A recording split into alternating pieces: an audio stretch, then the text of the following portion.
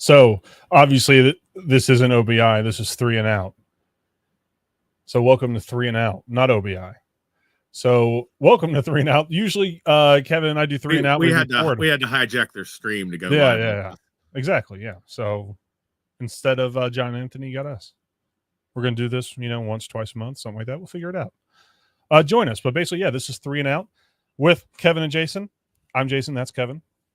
We are brought to you by CincyJungle.com, SB Nation's Cincinnati Bengals site. We are on the Orange and Black Insider, obviously, coming to you live. Facebook, YouTube, Twitter. Join Kevin and I, ask questions, comments, whatever. Have a conversation with us. We're talking about the Browns. No, we're not. We're not talking about the Browns at all. Talking about the Bills game a little bit, and we're talking about the Texans game coming up. A big one, another big one. Against kind of an opponent that I think we overlooked maybe before the season started. I think everybody did. Yeah. Oh, for sure. For sure, everybody did. But I'm on the record with we'll get. I know we're doing Bills first. Yeah. I'm on the record with saying I thought C.J. Stroud had a much higher ceiling and would be a better player than Bryce Young. Man, he hit the ground running, didn't he? Yes, he did. I did not expect all this. I thought we're going to develop. We're going to get there 2-3 years from now. He's going to be a top 15 quarterback. So I agree. I thought it was a higher ceiling like you did, possibly a lower floor, but like a developmental guy. I thought that's what I'm saying. I thought Bryce Young would come in and play much better to start than Stroud, and that hasn't been the case at all. It's been pretty crazy. So, but anyway, so we're gonna go back though. Talk about the game last week. The Bengals came into Sunday Night Football having never won a Sunday Night Football game. Or no, sorry, they have, but it had been years. Yeah. Like years. I saw something that like the last Sunday Night Football game that they won, Pat Summerall was calling the game, which is crazy because he hasn't done that in a long time. No, he has not. So they had not won a Sunday Night Football game in a long time. They're the home team. They're kind of favorites. I think they're like 2.5-point favorites, but you get 3 points for home field. Right. So Vegas kind of considered like these two teams are even, a lot could have gone wrong, Sure, could have. Yeah. Buffalo came into the game with like the second most sacks. Their defense did the second or third most sacks, Josh Allen doesn't get sacked very often. Nope. They were moving the ball down the field. It kind of depended on what Bills team showed up and which ones didn't. Because some Bills teams, some games, they played lights out. They played great. And then if they showed up and played great, they could win. But it all depended on what the Bengals were going to do. And the Bengals did what they did against the Niners. They've just continued dominance because what they did to Buffalo was, again, pretty much a dominant performance. It was closer than the score. The score, they won by 6. It was not as close to the score. They won by 6. It was not a close game. The Bengals dominated that game from the beginning of the game to the end, and they left points on the field again. Yeah. Well, you mentioned it depends on what Bills team showed up. Yeah. I just want to clarify my position on this. I think the Bills came to play. I think the good Bills team showed up. Yeah. I just don't think it overly mattered. This team, when it plays like this, is not only capable of defeating any team in the NFL, but should be expected to defeat almost any team in the NFL. The Bills are a good team. I think they've taken a step back. I think Josh Allen's hero ball is becoming more and more obviously a problem. And I think none of that has to do with why we won. We won because this team playing like this is damn near unbeatable. Yeah. We're going to go and talk about the Texans game, and I'm not going to just say, oh, it's a wash. But you know what I mean? The dice are always going to be heavily weighted in our favor. Final comment on everything you said is just that you mentioned we haven't won a Sunday night football game in however long. That matters to some teams. This team, it doesn't matter. I truly do believe it's not a front. When Burrow says like he doesn't feel that pressure, I don't think it's there. I don't think he feels any additional pressure game to game based on how many wins, how many losses, is it prime time, opponent. I really don't at this point. I don't think it's like a front. I don't think he's just playing it cool. I think he's a bit of a machine, a bit of a psychopath, and he just doesn't rattle. I could buy that. I could buy that. So the Bengals came in first drive of the game. I saw something too after the game that said that they're the first team in however many something really long that has scored on the opening drives 3 games in a row. You know what I mean? I think it kind of alluded to it's never been done 4 games in a row, which would be pretty cool to see them do that. But they looked really good. They came out lightning quick, went down the field, scored. Came out again, lightning quick, went down the field, scored. Then defense started getting some stops. And the offense kind of lulled a little bit, but they did just like they did against the Niners. They lulled, then they came right out, they fired, they took off to such a huge lead. The issue that the Bengals had was that they had a couple opportunities to really just drop the hammer on Buffalo, and they couldn't get it done. You know what I mean? There was a Jamar Chase route where he had a 5-yard lead, and Burrow just underthrew it a little bit to him. This is the play where Chase landed on his back. You know what I mean? Yes. 9 times out of 10, that's probably a touchdown. You know what I mean? Where Burrow sees it before he did and throws it early enough. Either way. The fact is they won by 6, but probably should have won by 2 touchdowns. I think they could have. I just think this thing we see over and over again with the Bengals team. Once they get a high enough lead, they spend more effort protecting that lead than blowing it. And that's what it is. People will say, oh, it was a close game. Oh, the Bengals slowed down. They fell off in that second half. That's almost never true when the Bengals are playing like this. I don't want them to slow down. No, I don't either. We all want the dagger, right? We all want to punch a dagger into the heart of Buffalo. Don't take your foot off the gas. Just play. You know what I mean? Just play. But it's what they do.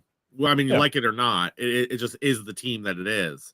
And so the score, like a score in a game like this, same with the Niners, it's not really that reflective of what the team could have done if they needed to, if they wanted to.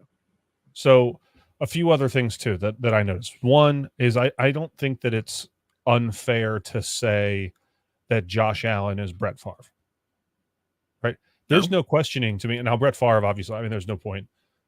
He crapped all over his reputation and whatever. But as a player, Brett Favre was one of the most exciting quarterbacks in the NFL. Everybody who didn't have him, like all the fans of these other teams who didn't have Brett Favre, unless you had another superstar, was like, oh, we want Brett Favre. You know what I mean? Yeah. He has the ability to win you a game with his arm and creativity and the crazy stuff he can do. And he also has the ability to throw it away because he plays hero ball the way Brett Favre did. Just throws into double, but he's got the arm to do it. And he'll do it sometimes, and sometimes he doesn't. That's who he is. And that doesn't take anything away from him because Brett Favre's in the Hall of Fame for a reason. You know what I'm saying? Josh Allen. Oh, yeah. Yeah, Josh Allen has potential to be that guy, has potential to win a Super Bowl with that team. Brett Favre won a Super Bowl. I think Josh Allen is 100% a Hall of Famer unless somehow it all falls apart today. Right. Like that, but you're right. That is, I've pitched this to you before, just kind of as a thought exercise. If Josh Allen is an incredible regular season quarterback and a bad playoff quarterback, not because he plays differently in the playoffs, but because that type of hero ball will win you 2 games for every game it loses you, which at the end of the season ends with a great record. You look so good.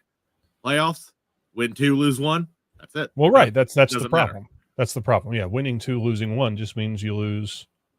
You have the Donovan McNabb curse. Yep. You're always in the AFC or the NFC championship game. You never Never gets. God, I hope that's not us. I don't think it will be. I don't think either, it will but be. it just, I agree with you. I think that Joe Burrow has a thing that most other, even the great ones, that a lot of them don't have. You know what I mean? And I'm not saying that he's the most talented. I think you and I would both agree to say Patrick Mahomes is a more talented quarterback than Joe Burrow. Yeah, Patrick Mahomes can do things physically that I've never seen anyone do. It's amazing to see Patrick Mahomes do those things he can do. Yeah. But I hate saying I don't know if there's anyone else. What? I'm not going to say that. I'm just not. Say what? Okay. Say that Patrick Mahomes is better than Joe Burrow. I'm not saying going to argue because you're probably correct. Mentally, I don't know if anyone has it the way Burrow has it. Mentally. No, they don't. That's what I'm saying. The other thing, I learned a very tough lesson when it comes to betting on Sunday. So I did a 5-way parlay, and I needed A.J. Brown to score. I needed score a touchdown. I needed Josh Jacobs to score a touchdown. And then in the Bengals game, Josh Allen to score a rushing touchdown, Joe Mixon to score a touchdown, and Jamar Chase. Yeah. So in the 4 o'clock games, I got my A.J. Brown. I got my Josh Jacobs, right? I just put $10 on this bet, and it was like a $410 payoff. They offered me like $40. It's like, nah, I'll wait, you know. And then the big one, Josh Allen scoring a rushing touchdown. That's what I needed. I figured he'd throw one, but I needed him to score that. So they offered me like 70. It's like, no, I'll get more. And then Mixon scored. I just need Chase. Yeah. This is like in the first quarter, Mixon scored. Sure. And I got offered $140 on a $10 bet. And I said no. And by halftime, gone. We're not going to settle with you now, chump. Yeah. Yeah. They knew it was up. Yeah. Oh, yeah. They watched Jamar Chase take that fall. Yeah. Now I know, like, when I get the opportunity, when they offer me, when it's, 14 times what I bet? Settle. Take your chips and walk out of the casino. So the Browns game, not the Browns. I keep doing that. The Bills. Sorry. Yeah. Bills game. Bengals dominate from beginning to end. Okay. That's the last thing. You felt it too. Like I've heard other people say it.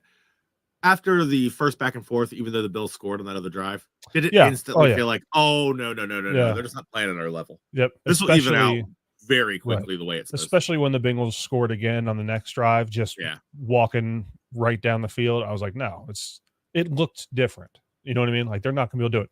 And then I think it was cemented in my mind, the game's over as soon as the Bengals stopped them on the next drive. I think it was a 3-and-out. Yeah. And I was like, that's it. It's over. Game over right now.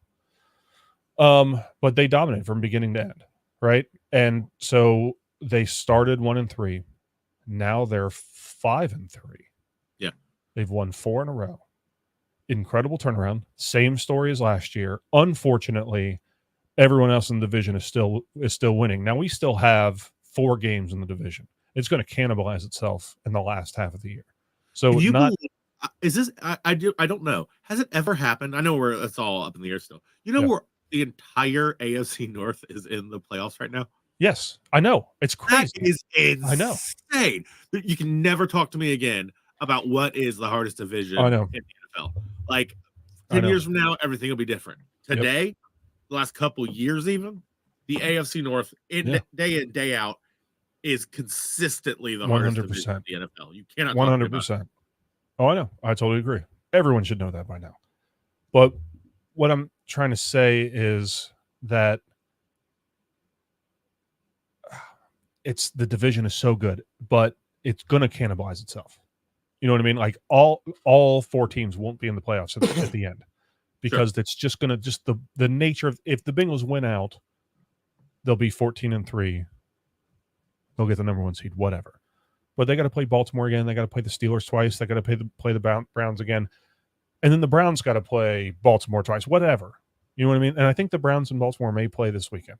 Either way, the division's going to cannibalize itself. So not everyone's going to make it, but getting through the division is going to be tough. It's the same thing they did last year. It's kind of the same story. It's exciting. They're on this big run. And you have this string of games where you look at it and you say, oh, we got this really tough schedule. We have the Seahawks and then the Niners on the West Coast. We come back. We got the Bills. And then we got game for the Bills. Yeah, and then we got Houston Texans, whatever. And then we got the Ravens on Thursday night, and everyone just kind of forgets about this Texans game.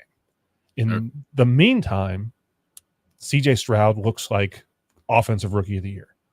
I think it's a gimme almost. Yeah, I mean, he had 4 touchdowns last week. 5 touchdowns, 400 something yards. Yeah. Right. The team is not supposed to be good.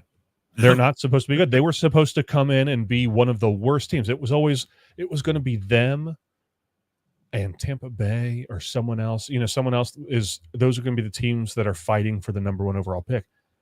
And Houston's looking like they could possibly, that's a weak division. They're looking like they could possibly fight for a wild card spot.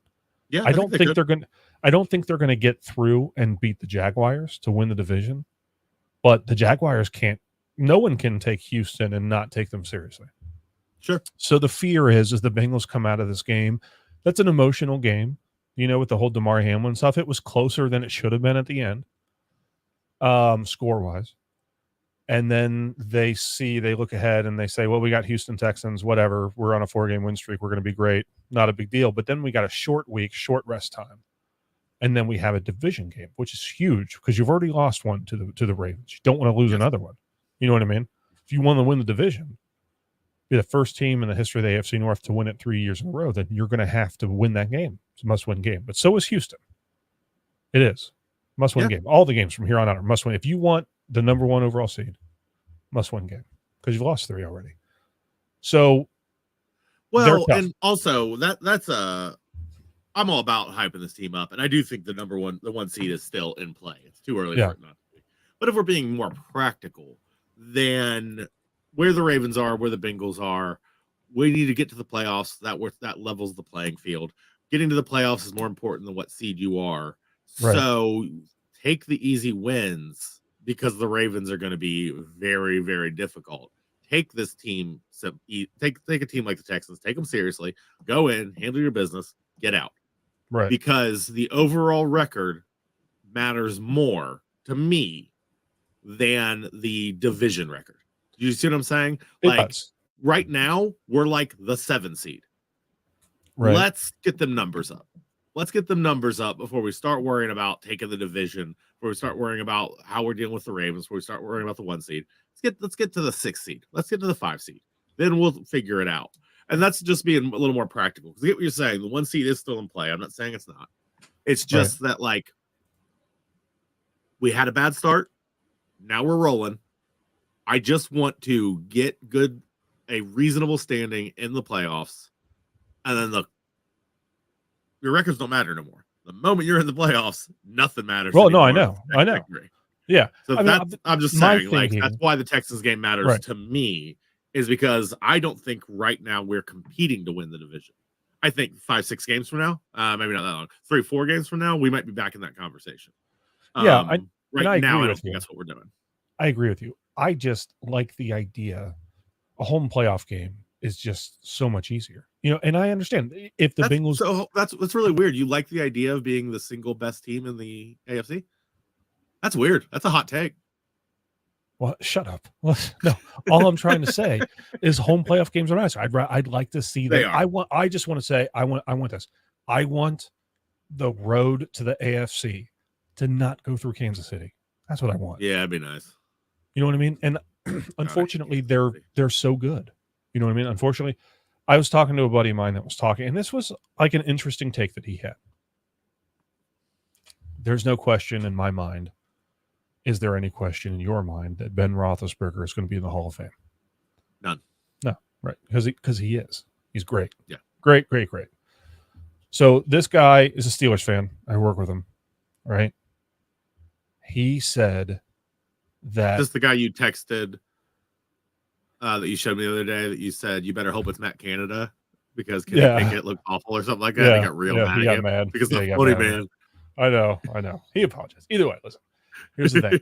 He said that the reason he hates Tom Brady isn't because Tom Brady's like, he's not the same reason that you hate Tom Brady or a lot of other people hate Tom Brady, where he always wins. We're sick of Tom Brady, whatever. It was because Ben Roethlisberger only won 1 Super Bowl. right? 2. Yeah. He won 2. 1. Either way, whatever. The Steelers constantly went into the playoffs, right? And were beaten by New England by Tom Brady. So he hated Tom Brady. And he said, I'll feel bad for you if that's Patrick Mahomes to Joe Burrow. Sure. Is if you hate him. But history's on our side here. History's on our side. So we do have a couple comments I want to address here. Concerned about Higgins hurting hamstring in practice, plus Chase up in the air this week. It's very true. So there's a very real scenario where our starting wide receivers are Tyler Boyd, Yosivas, and who else? Irwin. Yeah. I don't think that'll happen. I think Higgins is going to be fine. Do you? I mean, a late injury like this, we don't even know when it happened. Yeah, Did it happen in practice? I don't know. Chase is the one that worried me up until practice. I think we're going to see Chase. I think we're going to see Chase. I don't know if he might be on a snap count. He may just be there mostly for diversion because even an injured Chase is going to pull coverage. But I am more concerned about T. Higgins at this point. Getting a hamstring, the words hamstring on an injury report on Wednesday when we knew nothing about it, that is upsetting to me. That makes me think worse. For sure. Not like the worst long term, but the worst, like, I don't know about this game. I know. You even risk it? It's the Texans. If T's like 50-50, oh, maybe he can go, but we're just not certain. You gonna put T out there, bad hamstring? I don't know. Considering the Ravens game is 4 days later. I don't know. Right. I don't know. So I did want to show, speaking of injury reports, though, and I'm just going to put this on the screen just here for a second. You're talking about the Texans injury report? Yeah, the Texans. Yeah, because I think it has to be, and I know, like, if you're watching this on YouTube or whatever, you just have to see it because it's pretty incredible. I don't know if I've ever seen I don't think I've ever seen a injury report look like this before. It looks like a full page. Like if you print it out and take out the whole 8x11. Yeah. Like, so here we go. So did not participate. Okay. Will Anderson Jr., their first round edge rusher, Andrew Beck, Blake Cashman. I'm not even going to try that. Fairbairn, Jake Hansen. Most of these guys I don't even know. Damian Pierce, talented running back. Laramie Tunzel. It's a big deal. That one is, Robert Woods, wide receiver, and then players who were on a snap count, that they were limited. Nico Collins. A lot of these guys, big-time players, and then these guys were full. I don't know the story on most of these. I don't know if these guys are going to be available, but this is wild, this thing. I've never seen an injury. And this was like this. You know what this looks like to me? This looks like the practice report for the team that got the first round bye, and this is their Wednesday practice on their bye week. Sure. That's what this looks like, because this is wild. I mean, this is week, what are we in, week 10? So it's pretty crazy. But so they're pretty beat up too. So I see a couple comments. Big Ben won too. He's right. He forgot the one. He won the one when he was really young. And then that's maybe his rookie year. I don't know. Either way. So a lot going on. What we alluded to basically is this Texans game has the making of a big trap game. And you don't really use that very much in the NFL because they're professionals. Trap games kind of like a. I still think trap games are. No, I know, and they do, but like trap games, a real college thing where it's like, Ohio State has Michigan, the week after Thanksgiving or the weekend of Thanksgiving, but the week before they have Minnesota at Minnesota. That's a trap game. You know what I mean? Sure. But this has potential to be a trap game. They should win. On paper, they're better on offense, defense, special teams. Everything. They should win. That's the thing, right? We are better in every phase of the game. Right. Are you buying the Texans? Let's be honest. Like, I get CJ Stroud. I am not going to argue CJ Stroud. He looks like the real deal. I pulled up the game from this last weekend. He looks good. He looks really, really good. We are not the Buccaneers. You know what I mean? Right. Joe Burrow is not Baker Mayfield. There is a lot of hype with these Texans fans they think they're on the road to victory. Yes. Do you see them having more than 9 wins this season? No. I think it could be less, right? It I really could. I see them fighting with the last team for the number 7 spot. Still having a really successful year. Really having a very successful year. I don't think they would be fighting. I think by the time it No. I mean, with like at the most 10 wins. At the most. That's very high end. So very, very high end, I think, is the most they could see is 10 wins. And that puts them in maybe number 7, considering the AFC. LeVar Hollis points out after the last CJ Stroud game, this Dana Trap game. I agree. Yeah. That put that's the thing that put the Texans on everyone's radar. Oh, I know. I know. Yeah, you can't throw 5 touchdowns like we all are in the comment section is. And also, I mean, just casuals. My mom called me up and she's like, "Who's CJ Stroud?" Yeah. And I ended up having to explain to her, like, I don't know, just who he was as a player. Before CJ Stroud and Justin Fields, what's the last Ohio State quarterback you remember being good in the NFL? Because I can't. Being good, I don't have. I don't know. Joe Burrow today said that he went to school at Ohio State, but he played football at LSU. Like, I mean, he was being diplomatic, but he made it clear how he felt. Yeah. You didn't play me, you don't get to claim me. Right. But all the best. I went to school there, but I played football at LSU. I like that. That's one of those things that like LSU, like someone in the LSU locker room is going to have like framed that quote. I went to football at Ohio State, but I played football at LSU. You know what I'm saying? Yeah. Just like a cool quote. Cool quote. I like it. So big AFC game. Possible makings of a trap game. Bengals at home against Houston Texans.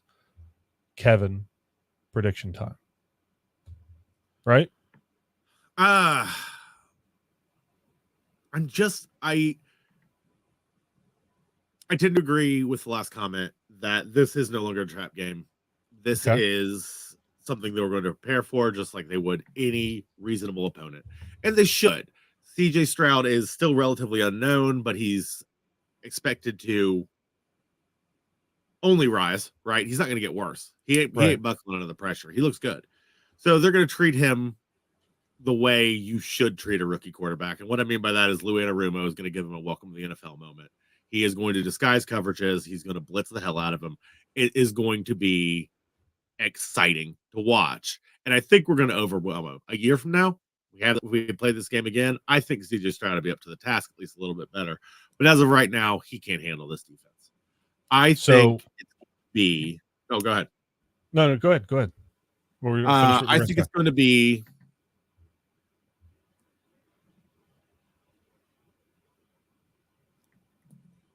28-17. 28-17. Okay. I think it's going to be a real blowout. I really do. Okay. They're just not on our level on any side of the ball. Even if Chase isn't there, if Chase isn't there, if Ante isn't there, this equation changes. I still think we end up winning. I really, really do. Our backups are good, and Joe Burrow makes everyone look good. And I'm not saying that Joe Burrow is Tom Brady. I'm not saying that. I'm just asking, how many times did you watch Tom Brady win a game with no wide receivers? Right. Just by game management. Yes. Just, we're going to run the ball, and I'm going to dink and dunk and take what the defense gives me. And it's great defense. And who's playing great ball right now?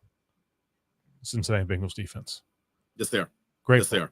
So I agree with you. I think the Bengals win. I don't know how high scoring of a game. If they could win and rest Chase and Higgins, that would be incredible. So you have this situation. If you could like somehow win with Boyd and Josivas and Irwin, and I don't think Charlie Jones is able to play yet. I think he was a full go in practice today. Right, but I don't think he's eligible to play. No, he is. Is he? Okay. Well, maybe. Yes. Maybe there you go. He spent 5 weeks on IR, and he is eligible. So there you go. He was a full go in practice. I still don't think we'll see him get more than I don't think so either. Snaps. If you're trying to replace those two big guys, it's Yoshi and Irwin. I mean, that's where you go with this. Right. And the offense, I think they can game plan with Joe Burrow at the helm. I think they can game plan, especially the way they use tight ends. Yep. They wrapped up Drew Sample Drew Sample of all people. Drew Sample, Irv Drew Smith Sample, Jr. Drew Sample is low key, but looking like not bad. I know. They wrapped up Drew Sample and Irv Smith Jr. and Tanner Hudson, and they like turned them into like this hydra, like a 3-headed dragon tight end that has the strengths of Tanner Hudson as like maybe a downfield passer, just a guy who knows how to get open. Maybe the strength of the speed of Irv Smith Jr. and the blocking ability of Drew Sample. So it's like I saw somebody call it they kaiju or something. I saw somebody call it Gronk by committee. Yeah, there you go, Gronk by committee. So yeah, it's basically that. You know what I mean? But Drew Sample, we'll never see it again. Drew Sample catching a pass in the flats, making 2 men miss. I had to look it up because I was watching with my family and they were like, "Oh, I've never seen Drew Sample catch a touchdown." I was like, "Certainly he has, right?" I couldn't remember it. Like 3 years ago, he got one. So this is the second touchdown. The second touchdown of his career. He is a 2nd-round pick. Yeah, you know that? Yeah. I was there for it. It was upsetting to us all. Yeah, everyone. So, with the pick, they picked Drew Sample. We all went, "What? But just the fact, though, that they were able to use the tight end position, we were all, it's the trade deadline. You got to go get a tight end, get whatever. They didn't do anything. They brought up Hudson, which was great because Hudson had a good game. But the way they used all 3 of them in a way that it was like clearly obvious that, super obvious, the defense was not ready for that. Was not ready for them to use tight ends the way they did. You know what I mean? No. The Bills did everything they could to take Chase away, which was evident. He didn't score, didn't do a lot. No. Higgins looks like he's back. Just by being out there, man. Yeah. Higgins looks like he's back. He looked really good. The best he's looked at so far this season. But the way that they're using their tight ends, it could be really exciting if they could possibly win this game and let Chase and Higgins rest. I think it's possible. I do think I think our backups are good enough that if the tight end room also plays well, it'd be a much closer game. It'd be a one-score game, not like I was talking about a blowout. I think it's still well within our reach. Right. I really do think Lou Anarumo is going to give Stroud all he can handle. That's the thing. That's the thing. Can C.J. Stroud handle Lou Anarumo sending his Ludini crap his way? I don't think so. Most seasoned quarterbacks can't handle that. No. I want to point out, because I did kind of want to go into this. LeVar Hollis has another comment here, just saying he doesn't believe in Irv Smith yet. I don't believe in the whole tight end room yet. I do think that what we saw was very, very good. And if they can continue to run with this, give it a couple games, then we can start talking about this 3-headed monster. We're all jumping the gun a little bit. There is absolutely an element of the Bills' game plan this entire game. Looked at our tight end room and went, yeah, we're not even thinking about that. And they just moved on to bigger and better things. Right. Now, give me a couple back-to-back games where we get some decent yards from this tight end room. They look good. Then we can start talking about the 3-headed monster. As of right now, Tanner Hudson is the only guy I have any faith in for real. And I don't believe in the 3-headed monster thing until it's proven to me in more than one game where I am absolutely certain they barely looked at the tight ends while game planning for us. Right. I'm just excited the possibility that of what we saw, the possibility of what could be. Oh, sure. No. I'm just being a little more realistic here. But what we saw in that game was great. Was absolutely great. And if we could just continue that level, we don't need anything bigger. That level, and suddenly this offense is complete. Yeah. I totally agree with that. All right. So back to prediction time. I think it's going to be a lower scoring game. Okay. I think it's going to be a lower scoring game. Based on Chase and Higgins being banged up, I think it's going to be just CJ Stroud coming back to earth because Lou Anarumo is going to grab him and pull him down. So I say 24 to 13. Okay. Texans score 1 touchdown, 2 field goals. Bengals score 3 touchdowns and a field goal. I think I had Stroud doable. at two touchdowns. I'm not saying you're wrong. I'm just saying Yeah. it is a bold take to suggest he goes from a 5 TD game to a 1 TD game. Hey, man. I think you could be right. There's only one Lou Anarumo. There's only one. That's true. It's only one. What else you got, man? That's it. Yep. So, again, we usually record on Wednesday night, and the show goes up Thursday morning. It's just a pre-recorded show. Tonight, we decided we'd go live on OBI. The show always posts on OBI and the YouTube channel in the morning. Thought we'd go live, talk to a couple people. We appreciate the comments. 2710 Bengals. I like it from Fatal Content. Yep. We appreciate the comments. We appreciate the interaction. I think based on this, we'll do this again. Maybe not every week, but we'll do it again, But yeah, this was fun. So thank you very much for participating with us. Again, so that's Kevin. I'm Jason. If you haven't watched before, we are from 3 and Out with Jason and Kevin. We are always on Thursday mornings on the Orange and Black Orange and Black Insider. Subscribe, follow. There's new content every single day. So like I said, we're usually on Thursday mornings. We're coming at you live Wednesday night. So check us out, follow us, follow the channel, come back. If this is the first time you hear, come back, because there's going to be new stuff tomorrow, new stuff Friday, and so on and so forth. I'm excited for Sunday. I have faith that the Bengals are going to take care of business. I always thought the mark of a good team, like good teams, okay teams, they'll win 1 or 2 tough games that they shouldn't have won, but then they'll drop a couple games they should never have lost. You know what I mean? Those are like the mediocre teams that may fight for a playoff spot. That's who I see the Browns and the Steelers as. They'll win a couple games they shouldn't win, but they're probably going to lose 1 or 2 they shouldn't lose either. The Bengals are a great team.